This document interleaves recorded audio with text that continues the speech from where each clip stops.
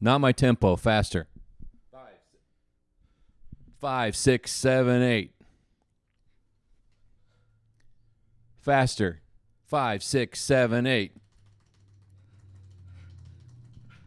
Not my tempo. Did you go over the edge? Cold opening, his idea. I could never, ever, ever be that intense of a teacher. He beat me as a child. Not in the head. You're like, not enough. No. Oh my gosh, that's funny. Yeah, that's like the most memorable scene from this movie. Whiplash. Welcome to episode 24, guys. What did you think? 24. Did you get whiplash from that cold opening? Yeah. Oh, I'm. Did you hurt yourself? I'm a little out of breath. Sweaty? Take a drink. Yeah, let me get a drink here. Yeah. Whew. Man. So while he takes a drink, this is one of Riley's on his favorites lists. Yeah. It's a movie I had not seen, so he recommended it. Yep. And I actually watched it with his grandmother the other night. Grandma.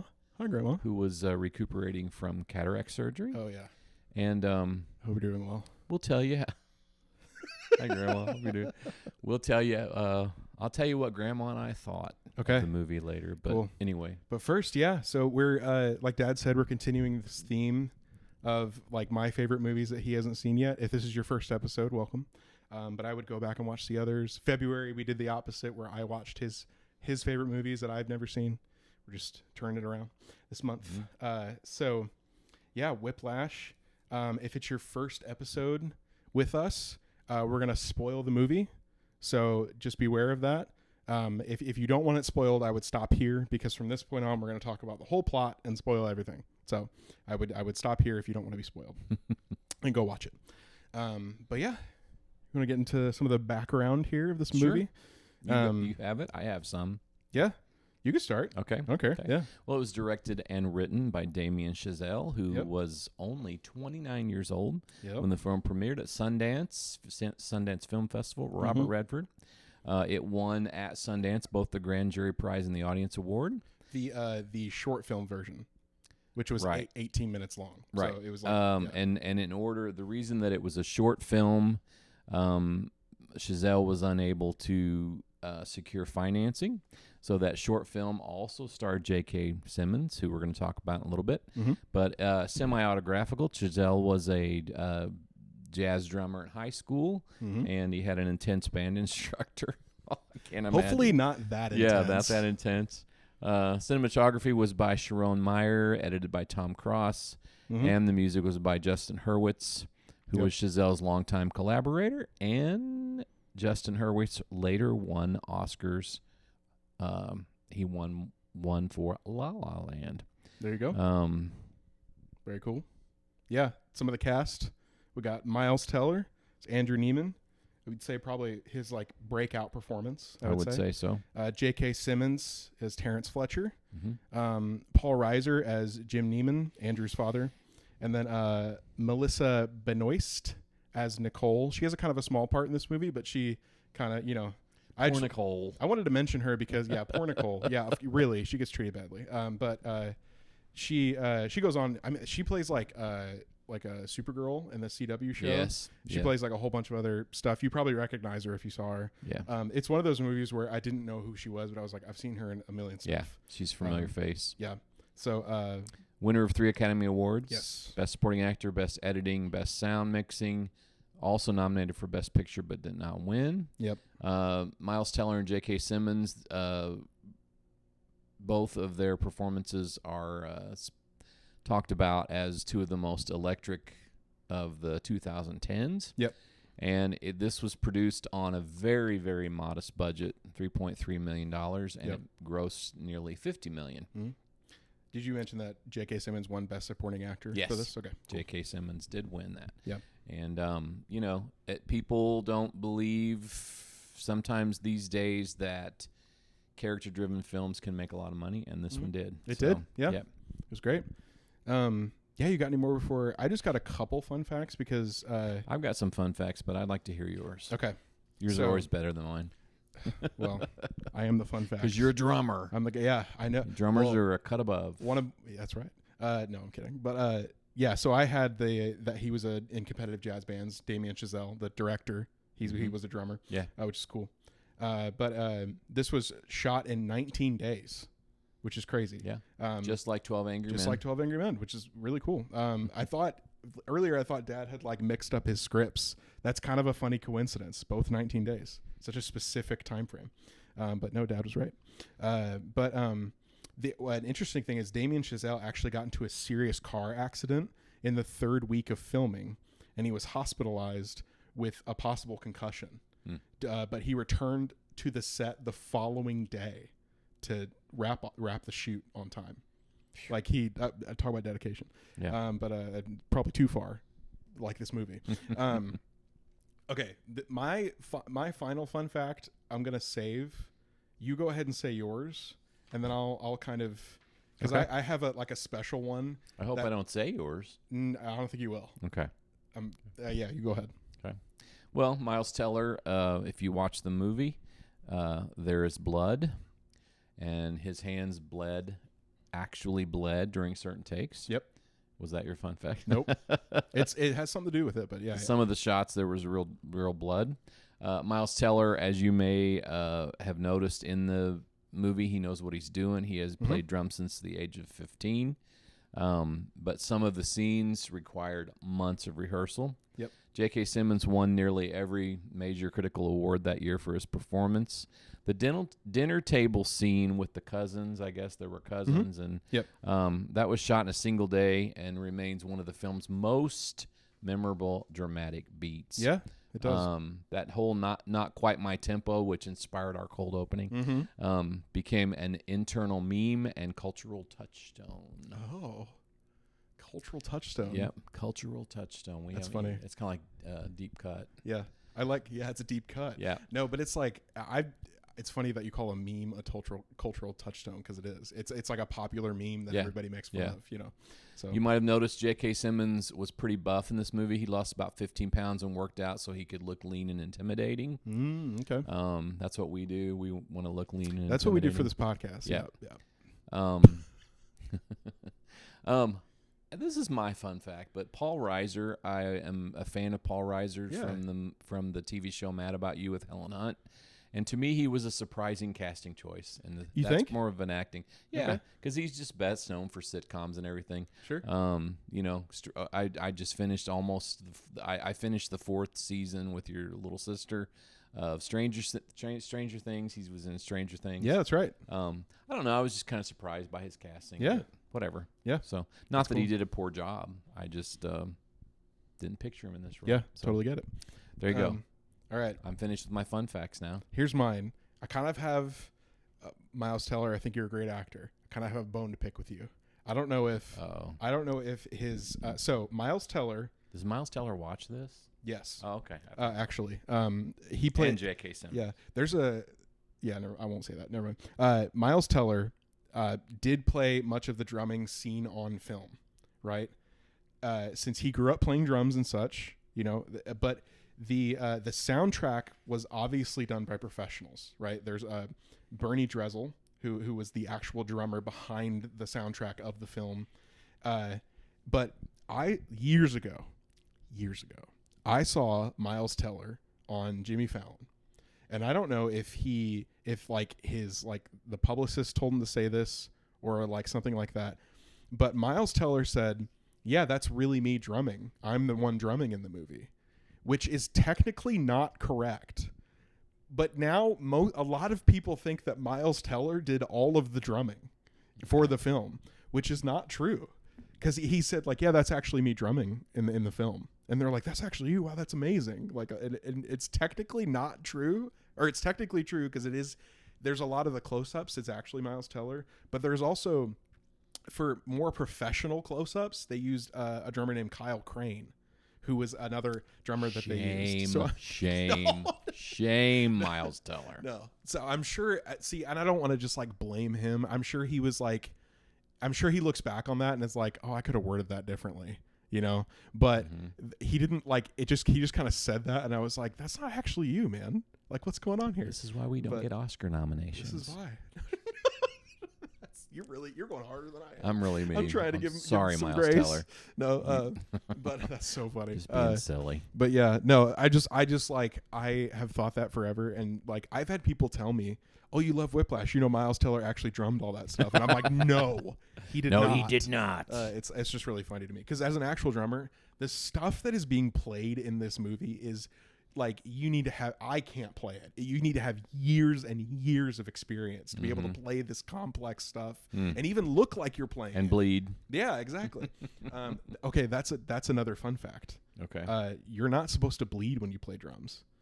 If you're holding the sticks wrong, if you're bleeding, any drummer would know that. If it's not because if you break calluses, they don't bleed. But like, you're holding the sticks wrong if you bleed while you play drums. Gotcha. You know. Anyway, sorry. Well, it added to all the drama. But, there's all my As you can see and hear, Riley is a drummer. I'm very passionate about this movie. I'm kidding. I taught school for years, and I taught in the same school as all of my children. Yeah. And when Riley was in 4th grade, he auditioned to be part of the percussion. I did. And I remember walking from my classroom when I taught 4th grade down to the little window where it was posted, and there was his name, percussion, Riley Tellis. And the rest is history. I got him. He's a very good drummer. Thanks, Dad. Yeah, but I do want to say that obviously this movie is not about the music. It's not about jazz. It's about, like, you know, we'll talk about that torture. Later. Right. Yeah, torture. No, it's you know, so I'm like, obviously there's going to be inconsistencies. Not all the musical stuff is right or correct. I hate when people critique this movie for that, because they're like, he's not actually playing, or they wouldn't actually do that in music. And I'm like, that's not what it's about. From a musician, that's not what it's about. So I can't think of what else they would have done for the impact instead of having his hands bleed. Yeah, I mean, he cried. No. He cried. Yeah, but it's like, it's to show the sacrifice and everything. Yeah. And I think it kind of shows that, like, he is holding the sticks wrong, but like, he's still, you know, if you try to interpret it that way, he is holding the sticks wrong, but he's so determined that he fights through the pain. I'm sorry, I'm yawning. So, but yeah, how dare you? But like, it's an exciting movie. Yeah. So yeah, I just want to say, like, the music stuff, who cares? Like, it's a great movie, even if it gets some of the music stuff wrong. It's going to. Yeah. You can't not. So. Yeah, you're not going to be authentic. I mean, you know, always. So, yep. Anyway, first impressions. What'd you think? First impressions. Lot of adrenaline. Yeah. Yeah. I mean, it's funny that it's a drumming movie, because it's sort of like I used to have a colleague. I don't know, but anyway, I used to have a colleague. Do we need to cut this out? No. Another colleague kind of drove him nuts. Okay. And he said to me one day, he said, "Man, when she starts coming toward me down the hall, I just hear the bongo drums playing." And, you know, what? That's how you feel sometimes, though, about people who create tension as soon as they, you know what I mean? Sure, I see what he's saying. That's what he's saying. Yeah. So ever since he said that to me, I'm like, you know, that's so right. Like, when you're being approached by tension, or tension is happening, it's like someone's banging a drum against your head or something. So the drum beat of tension in this movie never lets up. Yeah. I mean, it starts at the beginning and goes on like that. The movie kind of played a little bit like a thriller, and but because it was produced by Blumhouse. Yeah. There you go. Okay. The action of the movie is all, you know, practice sessions and rehearsals, of course. Mm-hmm. I felt like at times that it was a little smothering, the movie, and so intense that it was smothering. I mean, the camera kept pushing in. Yeah. It had cut to the metronome, and the soundtrack would, you know, like that. Like I said, the drum beat never let up. It's just uncomfortable, and it's meant to be that. Brutal in a lot of places, but you can't stop watching. It's mesmerizing, the whole thing. Even when you want to look away and like, oh, that's too much, it's still, you know. The secret is the whole movie is shot like a drum solo. Yeah, true. It starts You know, because I've heard this my whole life as a drummer. You during a solo, you're supposed to tell a story. You're supposed to build a story, build some familiar. And so it starts like that, and then it ends in this huge, you know, moment and everything. And that's a drum solo. Yeah. And so I thought that was really cool too. Right. But yeah, I picked this because I like I said, this came out in 2014. I was 16. And I just thought it was so cool. I was, you know, just getting into my drumming, you know, and stuff. Mm-hmm. And I had just started jazz band, so I thought that was cool. And I think this was just probably the first like gritty drama coming of age film that I'd ever seen. And I bet, or at least like had ever had the like, you know, ability to understand and like connect with. You know, as like, you know, someone who... Yeah, you related. Yeah. You know, I'm still in my adolescence and stuff. Or like I was old enough to grasp it, you know. Mm-hmm. So, yeah, I just picked that just because it's special to me. You know, I think you could say like, oh, it's just like a lot of other gritty coming-of-age films. But this one's special to me. So that's why I picked it. Yeah. But yeah, cool. Do you have anything else you want to get into before we... No, I mean, I was going to talk about the final 10 minutes, but I want to talk about that later. I mean, that was just a big deal to me. Yeah, we'll hit that. We can do that before we get into acting and stuff. Okay. So first thing I wanted to talk about with like the themes that come out throughout this movie is the idea of greatness, what that is, what it takes to get there, what it costs to get there. I would say that in this movie, success is framed as like sacrifice. You have to give up something to get there. And I wanted to ask you, what makes people want to be great, and what does greatness even mean to you? Like what is the definition of that word when you hear it? I guess. How would you explain that? And then what makes people want to be that? What makes people want to be great? I just think everybody has within them somewhat of a need to be noticed, to be remembered. Okay. But then, you know, some people settle for, you know, my kids remember me, my grandkids remember me. Yeah. Some people want, you know, a huge group of people to remember them. Yeah.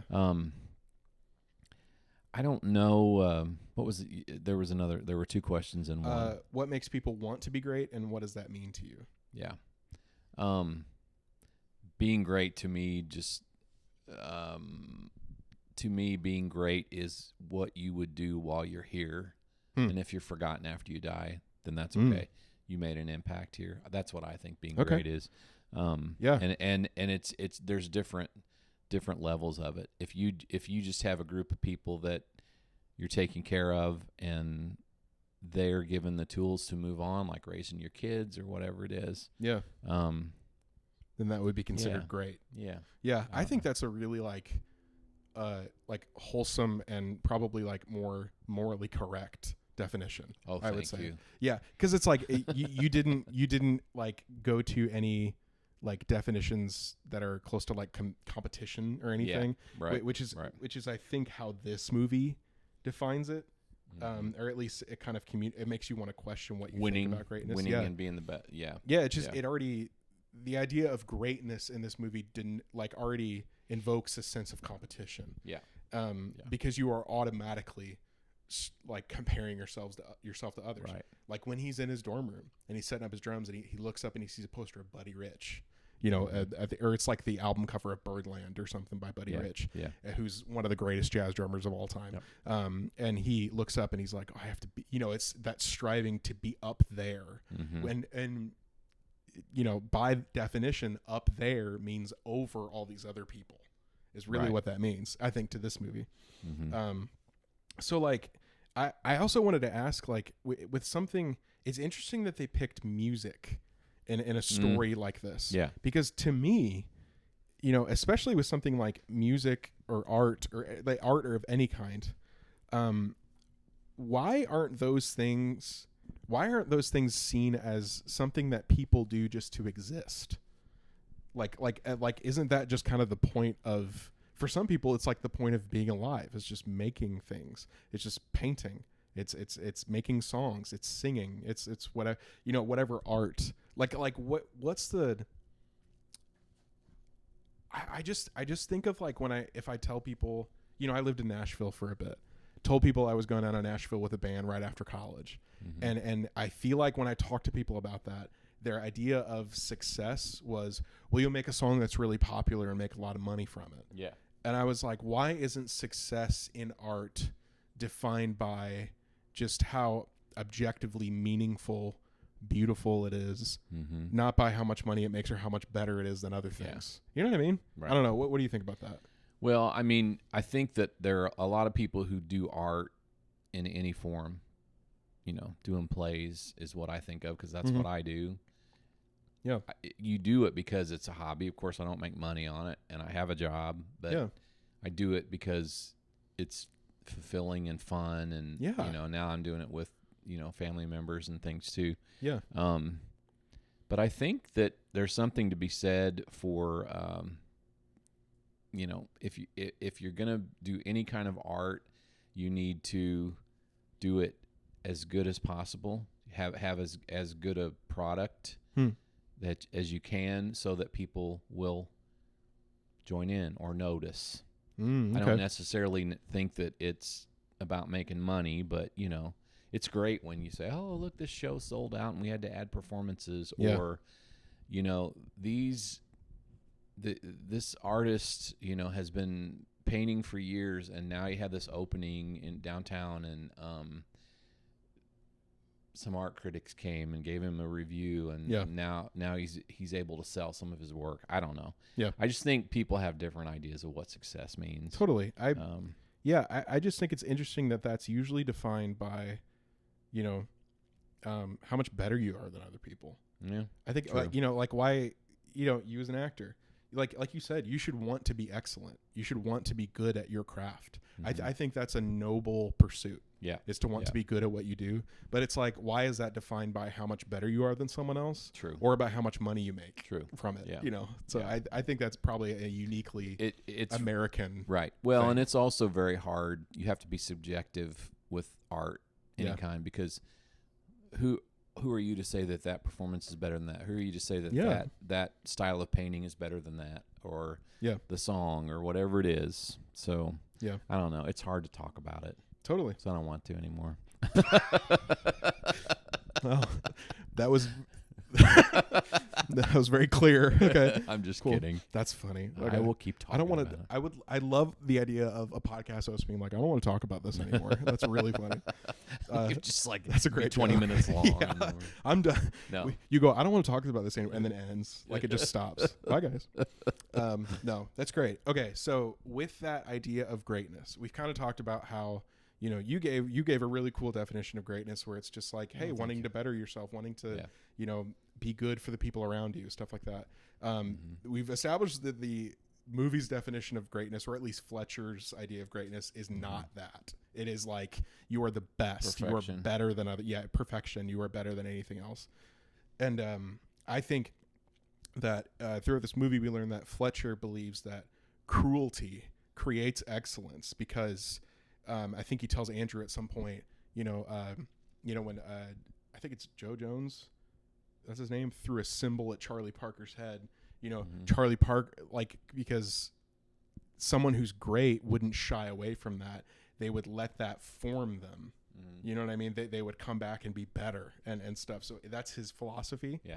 And so, and I think that, some people might actually agree with him. Some people might be like, there are people that agree with that. Yeah, and I am one of those that do not. Yeah. I don't. But for example, I just want to say this right here. This is kind of funny actually, because it's about this movie.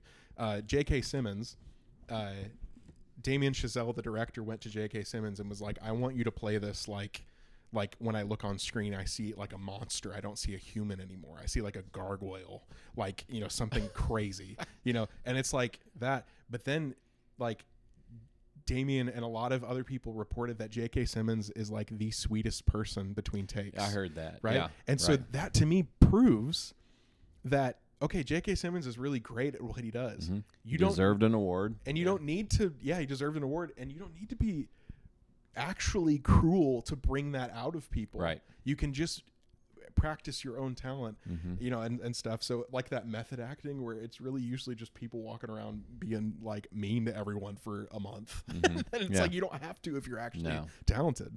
No. But with all that, well, I mean, because how many teachers have you had when you knew that they cared about you, you wanted to do well for them? That's exactly it. As a teacher, you're speaking from that. Like, if you have a teacher who you always do more work in the teacher's class who you don't want to disappoint, rather than the teacher that just yells at you whenever you do bad. Yeah. Yeah. So, right. But yeah, I wanted to ask you, I mean, because you have a teaching background, like, when you're like mentoring or teaching someone, not just like in school, but just in any sense, where do you think the line is? Because when you want someone to do their best and you're mentoring them and you're teaching them, you do push them. You do push them out of their comfort zone a little bit, because that's the only way you grow, is to be uncomfortable. Because you want the best for them. You want the best for their potential. You want them to reach it. Where's the line between that and when it crosses over into actual like abuse? How do you think that happens? I think that if you are any kind of teacher, that you're going to be in tune with all the kids' abilities as best you can, if you have a certain amount of time with them or whatever. But you are also going to be able to recognize that they're working at frustration level. And if you say to them, hey, I know this is frustrating, but I know you can do this. If you then go ahead and watch them or, observe their grades or whatever it is, and they do get a little better or something, but I think you're going to know when they're doing the very best that they can. And that for some kids, that means, making a C. And they tried hard. But, I think when you see that the kids just you are obviously putting too much pressure on the kid. They don't want to come to school, or, and that can be parents or teachers, because parents sometimes put way too much pressure on their kids. Yeah. Coaches, you don't want to go to practice. Yeah. And what's the line between, are they just being a big baby about it, or are they, some kids are raised to not try very hard. Sure. Yeah. So I don't know. I just never, I hope. I mean, I never pushed kids to where I thought I was, you weren't mentally like abusing them. Yeah. No. But, no. I think sometimes I've felt that way when you guys were in sports and coaches were being jerks and things, but still, I didn't coach really past T-ball. I remember that. Yep. Coach pitch, and I couldn't really pitch. But anyway, I just I haven't coached enough to know what it's like. So there's a lot of pressure on coaches to have good teams. So I don't know. I mean, I can't really point fingers at coaches who I feel like might be abusive. But, I think it just comes from, I don't know. I think you kind of said this, but it just comes from like knowing who you're coaching, knowing who you're mentoring or teaching. And then working with them instead of like screaming at them to do better. I still think you could get results by saying this. I've been a drumming, I've been a band instructor for a long time. You're one of the best drummers I've ever seen. If you practice every day for X amount of hours, if you practice on the weekends for X amount of hours, you're going to be a super, super great drummer. Yeah. So you've got to practice because you have the capacity to become someone really great. Yeah. I think your writing is so good, and I think that if you continue to write and really listen to, reread what you're doing and proofread and make sure that you have a good flow to your writing and pay attention and practice and keep getting people's opinion, I think you're going to be a really good writer. Yeah. I don't know. Read other people's stuff. Yeah. I think you can get really far by being honest and encouraging to them rather than driving them like that. You get the sense that Fletcher does think all of those things about Andrew. Yeah. But he never communicates it. Yeah. And it's that's so interesting because it's got to be because he believes that encouragement doesn't help. Yeah. You know? Although I also will tell you this, I felt this way about some directors in theater. Sure. I have gotten so ticked off at some directors who were fixating on props or having you say a certain line. I had a director one time who made me do like this backup scene around a couch. I bet we did that 40 times. Wow. By the time we were done, I was like, I don't care if this couch bursts into flames here, or I'm this is ridiculous. Yeah. But the anger that I had made me sharper, and I've sometimes been so ticked off at rehearsal one night and come back the next night and just nail the heck out of it. And so I think some directors and coaches and teachers know that sometimes if you really tick somebody off or get to them, they're gonna like, I'll show you. And that you told me that one time. I said when I was a kid playing sports, and I didn't really play sports, but I tried. Yeah. If someone said you stink, I would have said you're right, and I would have given up. And you told me one time when you were really little, you said that just makes me want to try harder. And I'm like, yes, because I would have really given up as a kid, and I did give up as a kid, and I gave up, and I still give up in a lot of things. But and that's like, because some people work that way. Yeah, it's being told they can't makes them want to like dominate. Yeah, I'll show you. And if you're right, and in like a sports setting, I played sports. Like that's how that works. But I don't know. I just think not everything's like sports. When you're teaching or mentoring, you're not. The idea shouldn't be to dominate. Yeah, across all fields, all activities. Especially like music. I just don't think domination is the mindset to have with music. Well, and some people, it's all they do. I mean, growing up in a small town where sports was king. Yeah. Sometimes sports is all that anybody does. Yeah. The family travels constantly. Do you really want that? I mean, I don't know. Yeah. Maybe you do. No judgment here. But sure. Sort of judgment, but I never did understand eating, sleeping, drinking, breathing sports 24/7. I really think that you need to be encouraged and enjoy things, of course. But we'll be like a more well-rounded person. I'm getting like drumming. I mean, if you're going to be a professional drummer, that's great. But is that all you're going to do? So that's that's my next point. You that was a brilliant segue. Thank you. I didn't even rehearse that. The next theme I wanted to talk about is like obsession. That's a huge part of this movie. Yeah.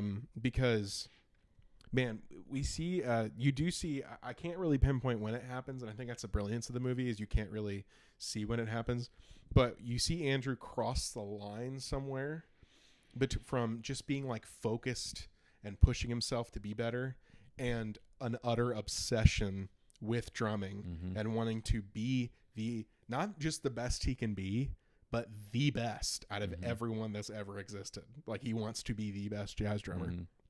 And I don't know, when you're watching this movie, what do you think causes Andrew to cross over that line? And maybe you could talk about. Yeah, go ahead. No, that whole family table scene where they just the family just acted like the drumming's no big deal. Yeah, right. Yeah. That was a huge. So you're just wondering, was this always there before Fletcher came along? I think like this dismissiveness. Yeah.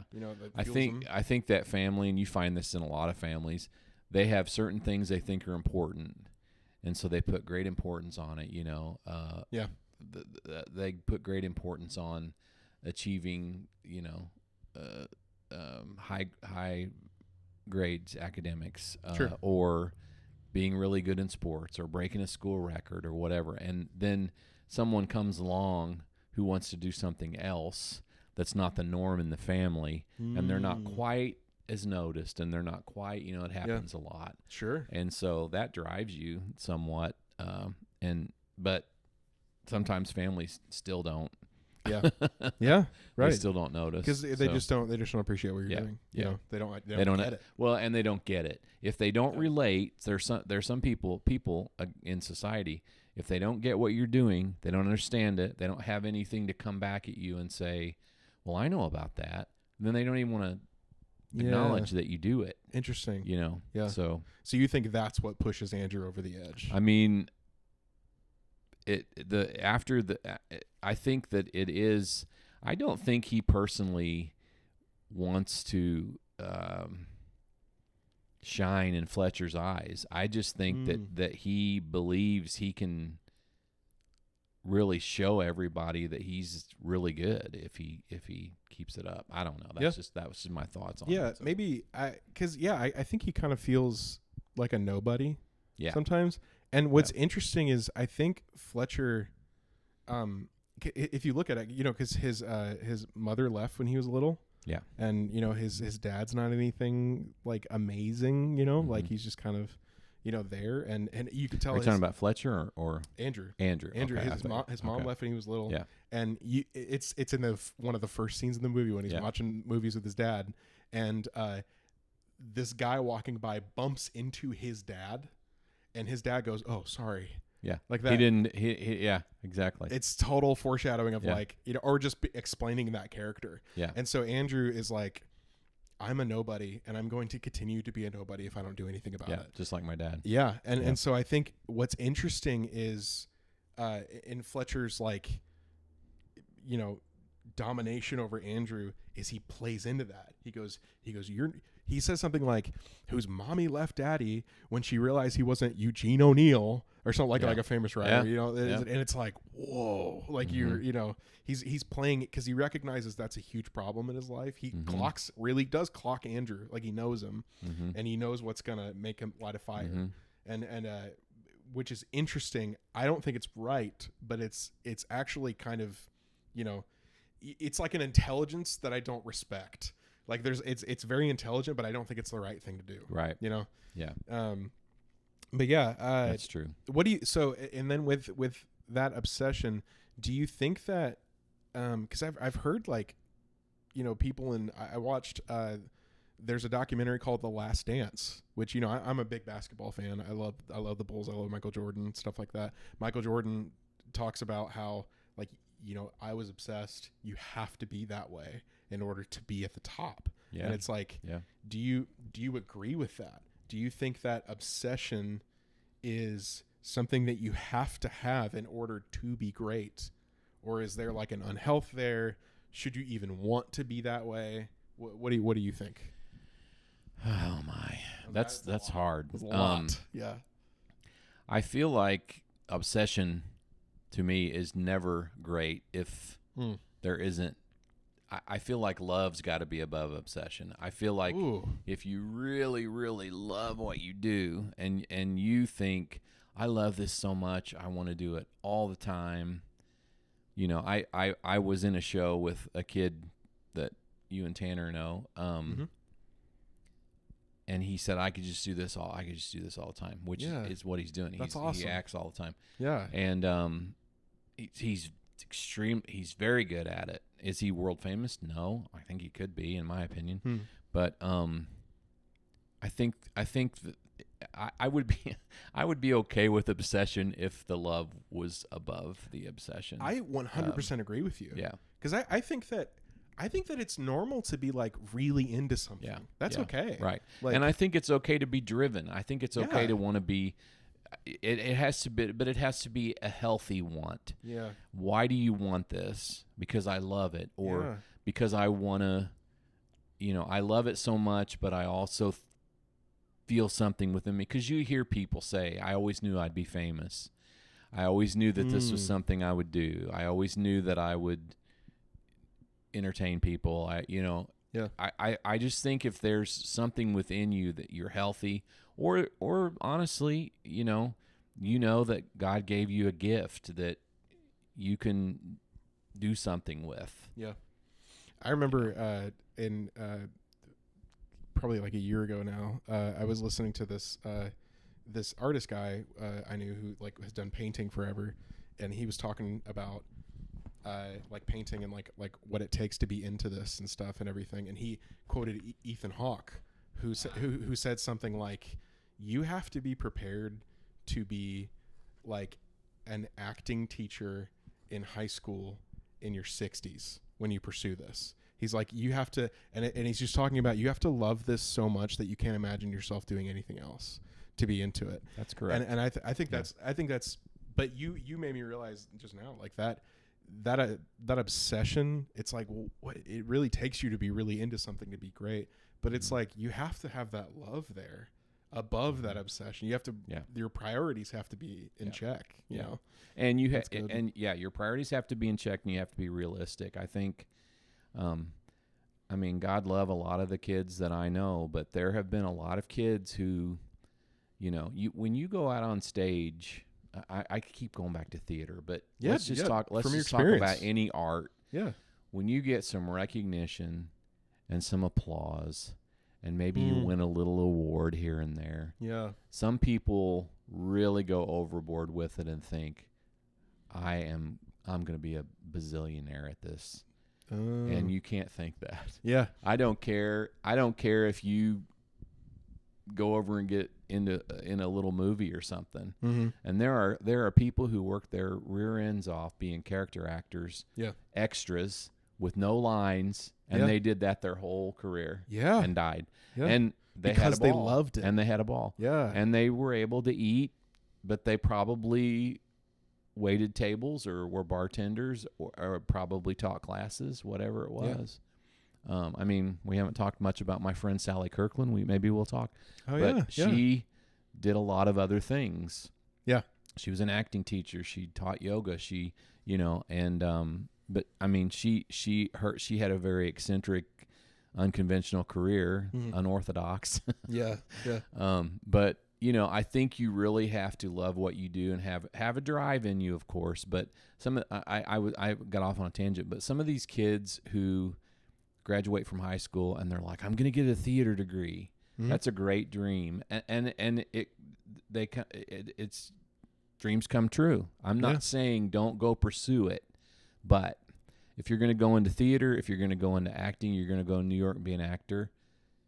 You've got to have a plan to survive. Yeah. You got to be realistic. Yeah. So you keep, the love is awesome. The obsession is awesome. Yeah. But also you've got to there's got to be an element of reality there. Yeah. I think that's really it. Because if I were to analyze Andrew in this, there is no plan for reality. No. And I don't really think there's love either. No. I think it's literally just I have to be somebody, and this is my way to do that. Yeah. And it's not because he loves drumming; it's because he wants to prove himself to people who don't care about him. And he broke up with a perfect girl. I know. What the heck? That was I hadn't seen it, and I was hoping that he would come to his senses at the end. And but then when she on the phone said she had a boyfriend, I was like, oh, way to go, dude. Yeah, messed it up. Yeah, well, he tried, and that's the cost. Yeah. Well, you asked me what the cost was before, and I think that happens. But I don't think that you have to. You know what I mean? You don't have to give up that. No. In order to be really good. I think he could have told her, "Look, I want to tell you something. I have a fear that I'm going to neglect you. I have a fear that I'm going to. Yeah. I love you, and I want to be with you, and I want you to be with me. I just have this fear. Will you help me with this? Can we talk about this as we go along? Yeah. You know. Yeah. I just think of this scene from Betty Davis's movie All About Eve. She's a famous theater actress. She's a pain in the rear end, and she says you forget that when you climb up, and you might step on people as you go. You're going to need some of them when you're coming back down. Ooh. And I'm like, that is true in life or whatever, you know. Man. So. Yeah. Anyway. That's great. Yeah. Do you, I was going to go into if you directed We've it. We've gotten off on a tangent. Stuff. No, this is all about the movie. Yeah. This is all stuff the movie wants us to think about. Right. Do you have anything else before we move on to if you directed it and stuff? Okay. Nope. What would you do if you directed it? I think it's very apparent, by the way, Damien Chazelle is a drummer, and he directs like a percussionist. Yeah. His directing style is like, like that, you know. That's right. Yeah. If I directed, I tried to... Did Did we do If I Directed It the last episode? Yeah. Oh, okay. All right. Wow, I'm just like totally forgetting. Yeah. Cool. Wouldn't right. matter now. Well, here I can. Okay, you tell me what. I guess I didn't write anything down for. That's okay. If I directed it. I like that he directs like a drummer, because that's totally true. The whole thing is like a drum solo. Yeah. Like I said, but I would say it's interesting that he is a musician, because I think he gets, but I think he probably intentionally gets some things wrong just to help it be more like more accessible to people who aren't in that space. And I think that's kind of the point.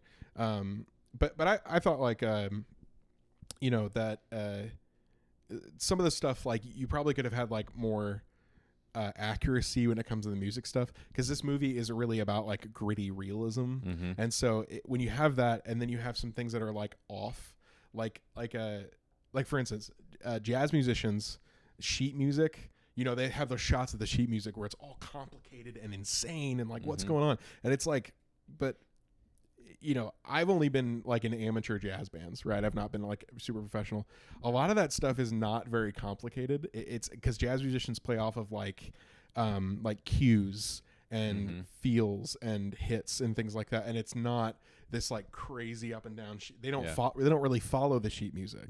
They kind of improvise, and so the sheet music therefore is very simple actually. So just little just things adding like to that. all the chaos. Just little things like that. But I think that Chazelle did that on purpose to, you know, make it better. So I can't really think of anything else I would change about it. But well, I guess I would want to know a little more about Andrew's post-performance, what happens to him. Oh yeah, sure. Okay. Does he transcend? Does he become a casualty? Is he liberated completely? Yeah. Is he consumed? Does he remain obsessive? Does he get back together with Nicole? Come on. I always want that to happen, even though, you know, it's not reality. Yeah. But I don't know. I might like to know a little bit more about Fletcher's backstory if I directed it. Yeah. Although I don't. It was a pretty good movie with everything included. Cool. So, yeah. All right. Cool. Well, do you want to get on to some of the acting, cast performances, things like that? Yeah. Cool. Miles Teller was in The Rabbit Hole. He, of course, recently he went on, and I think Whiplash was a big deal for him. Although I think he was in a movie called The Spectacular Now, which I'm not familiar with. Yeah, he was definitely like a consistent actor before this. He was known. Yeah, for sure. Yeah, this is just like kind of his into the zeitgeist. Right. He was in Top Gun Maverick, War Dogs, Fantastic Four after Whiplash. Yeah. Yeah. It's funny to me with Miles Teller's acting style, you know, he's young, but he had a really good handle on playing that insecure person with the arrogance. Yes. You're right. It was together. It was together. Yep. J.K. Simmons, of course, is phenomenal. I think it's very interesting that he is such a nice guy. Yeah. Because he seems so mean. Oh yeah, such a nice guy outside, and has such a well, and you know, you hear about Tom Hanks being a great guy. Yeah. So anytime he plays someone uncomfortable, although he doesn't play too many villains, he plays a lot of like fatherly, very, you know, But J.K. Simmons was known for HBO the prison show Oz, which is really I've never even heard of that. It's just a prison show that's pretty racy, I guess. Have to check it out. First thing I ever saw him in was Spider-Man. Yeah, I don't know. It's funny how a lot of these actors watch Oz. It's too. I've really never seen it. I've just heard. That's funny. Spider-Man. He was Jonah Jameson. It's funny how a lot of these. We did that in Wake Up Dead Man. I was like, he was in Spider-Man. Like all these actors are going back to that for me. He was in a movie about a gal who was teen pregnancy. I think he was the father. Movie called Juno. Oh yeah. I've never seen it, but I know of it. Yeah.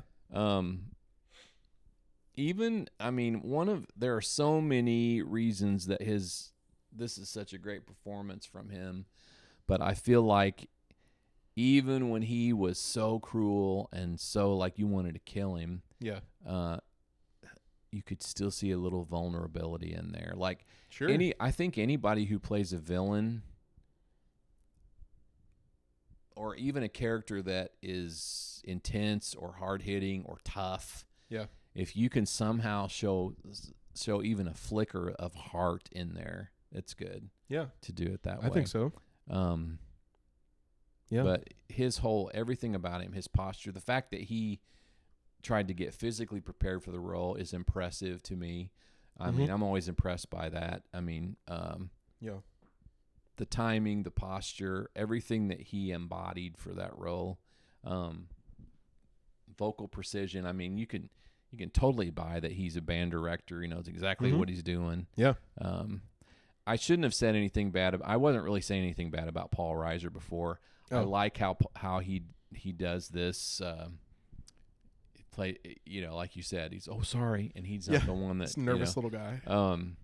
But he does a good job of bringing the warmth and the grounded humanity. Yes, and it contrasts with how intense Andrew's life is at the conservatory. Yep. The reaction that he has at the dinner table during that whole scene is very subtle, but it's also powerful. Yeah. But it's funny. Just the reason I said it was funny that they cast Paul Reiser is because I know him from Mad About You. He had real sharp comic timing. He was a stand-up comedian, and so it's just kind of funny. I'm like, he's in this role, But I've always liked Paul Reiser. That's cool. I liked Melissa Benoist as Nicole. Yep. I just she really was there to represent something normal.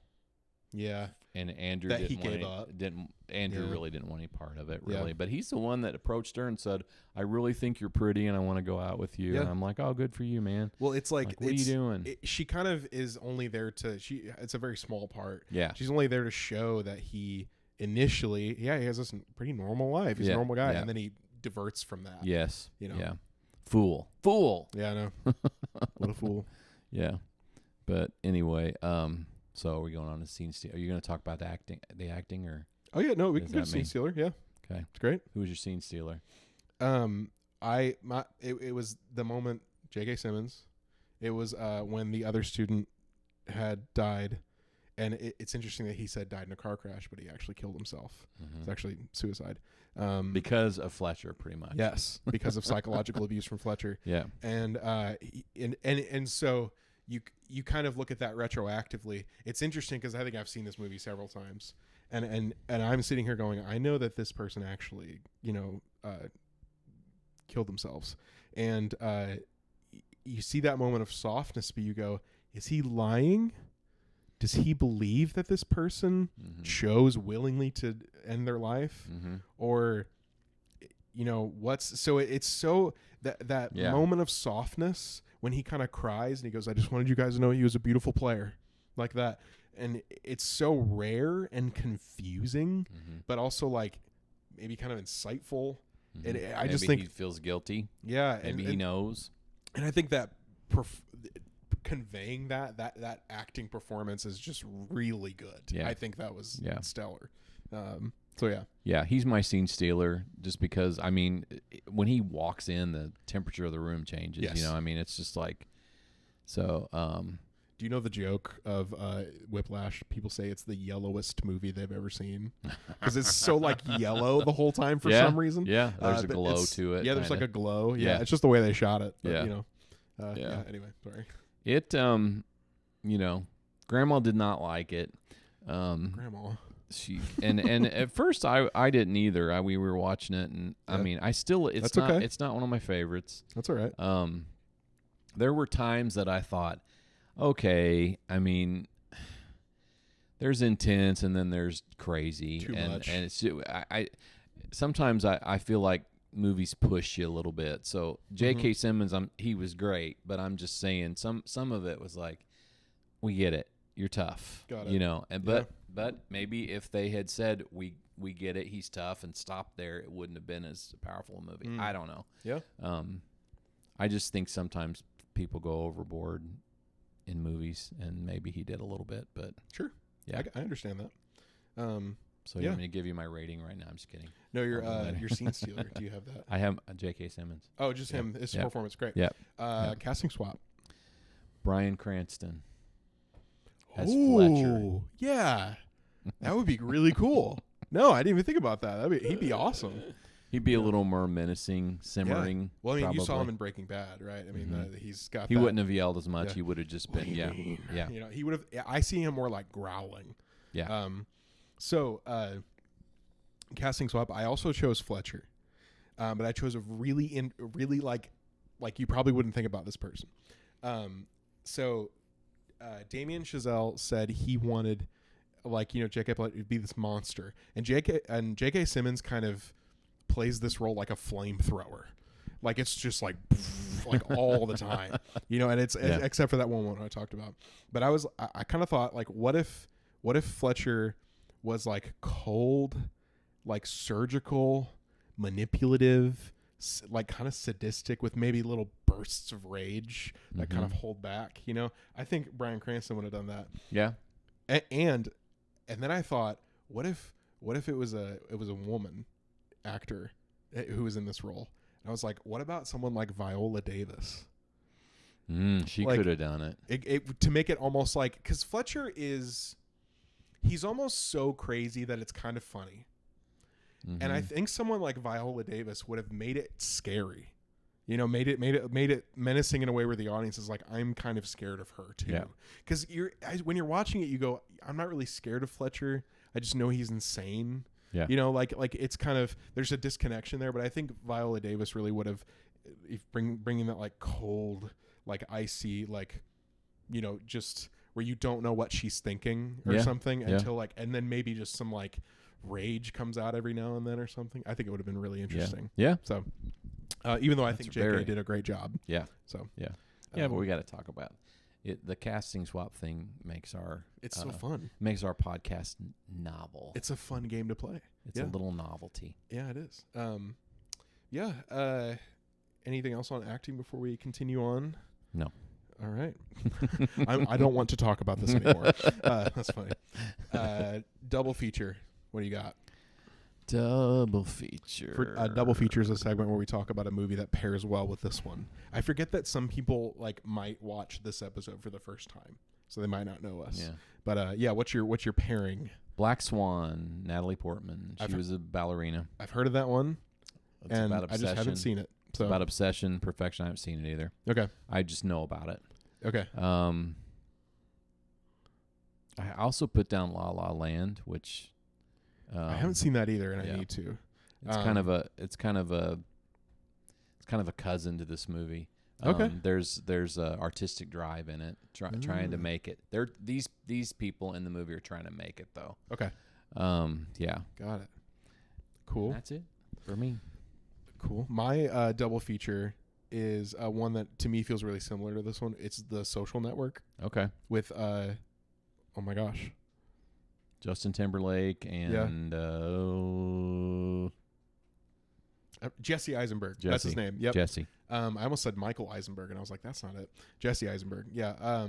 It's kind of the same thing. It's more of like obsession and ambition, and kind of like some sacrifice. Well, more like I don't care about you sacrifice. Kind of. Well, it's more of what Andrew did to Nicole, but like on a grander scale. Definitely. You know, it's definitely kind of the same. Yeah. And the tone, cinematography. You know, it's another 2010s movie. Yeah. It's another kind of like gritty drama, kind of realistic drama, you know, kind of thing. Right. So it feels very similar if you want the same kind of vibe. Yeah. Social Network's pretty. I agree. For that. Yep. Yep. Yeah, but final takeaway. It's just. I think it's just a good movie. Just exploring those ideas of like, hey, like, what does it take to make someone great? Is that even something you should shoot for? Because the ending leaves you very ambiguous. Because Fletcher smiles at Andrew. Yeah, and it's the only time he's ever been like, "Good job, Andrew." Yeah, and you don't really know what's going to happen. Yeah, and so and then it's like, but he is really great, you know. Well, it's ambiguous at the end, yes. Right? Like, so is Andrew, like I said before, is Andrew liberated, or is he fully consumed now? Yeah, exactly. Yeah. So you just don't know. Yeah. I feel like some people walk away from this movie and go, that was horrible. And then some people go like, that was really inspiring. Yeah, but even if they walk away and say that was horrible, they won't forget it. they're going to remember the movie. Exactly. So it might be. I meant horrible as in like that was like torture. Like he was Yeah, using him, right. and then some people go like he pushed him to be great. Like some people have Right. which I don't agree with, but some people have that take. Right. Right. But yeah. Any like final takeaways? How would I you just said recommend this? I just said that Whiplash is a thin line between greatness and self-destruction. It doesn't really tell you what to think, but it shows you the cost. Yeah. It shows you it makes you feel the cost. Yeah. And good. like you along your lines what you were saying. It might be uncomfortable to watch, Yeah. but you remember it. I mean, it's unforgettable because of what it's trying to teach. Yeah. Because I thought at times it was a little too much. I think I'm going to give it an 8. I'm offended. I'm just kidding. Are you? And just kidding. I thought there were so many parts of it that were flawless. Yeah. The performance, the execution of how they're doing, the story. Yeah. The emotional punishment. I don't know. There were times I just felt that it was too much, a little bit. So, Sure. And that's just my opinion. Yeah. Still a good movie. Yeah. One I would recommend. Good deal. So, Thank you for that take. Cool. Well, that's all we got for this week. That's it. How'd How'd we do on time? Oh yeah. my goodness. Doing pretty good. Next week we're gonna be watching. I kind of lined this up. So your third movie was 84 Charing Cross Road, which to me was kind of like your sleeper pick. Yeah, it's my like, hidden gem. Your hidden gem. Yeah. Vengeance for me is my hidden gem. This is and there's a lot of movies named Vengeance, so just make sure you get the right one. Yeah. It's this is the one directed, produced by, written by, starred in B.J. Novak. From The Office. From The Office. Yeah, played Ryan in The Office. He released this in 2022. This is my sleeper pick. I love this movie. When people talk about like, I've just no one's ever recommended this movie to me. It's weird that I don't. It's weird that more people aren't talking about this. Yeah. We covered Wake Up Dead Man. A lot of people talk about Whiplash. A lot of people talk about those two movies. This to me is another one that is up there with those two, and I don't hear many people talking about it. So it's my hidden gem. I like hidden gems though, because then I love it when people go, I never had heard of that movie and that was great. I like that. I love that's the best feeling. Mm-hmm. But guys, thank you for watching. Yep. Down below, like, subscribe, leave a comment. Let us know what you want us to watch. Let us know how you felt about this episode. Subscribing is free. Subscribing is free. Mention that every time. People think you have to pay. Yeah, it's people. You just click. Old people, yeah. older people. This is my crazy. age. This is crazy. Okay. Yeah. Now they're gonna click unsubscribe. Yeah. Okay. So, all right. See you guys next week. Thank you, Dad. Thank you, son. Love you. Love you too. Bye, everybody. Bye, guys.